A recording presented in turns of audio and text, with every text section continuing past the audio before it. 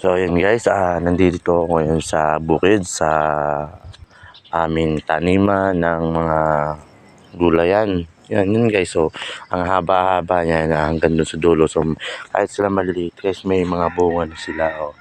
Nagugulayan na sila guys, kaso guys, sa panahon ito medyo mainit, dinidilig sila dito.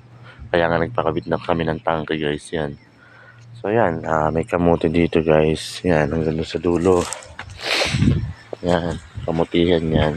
Tapos kagyusan guys, yan, mga kagyus yan. Ang namin kagyus yan. Medyo maganda pa ang init kaya ginalahan ko to sunrise pa. So yan guys, medyo yung iba nanunuyo na yung dahon. Pagka nakailang kwanto, papalitan natin ng tanim. Airplane. May airplane nga anak. Yan guys. Ang dami ng kibal. Napaka ganda pala ng kibal kapag gantong panantas dinidilig siya.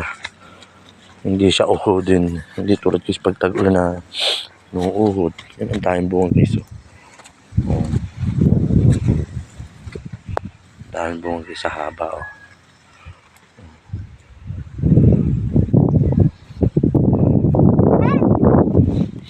Hay! Bulaklakan.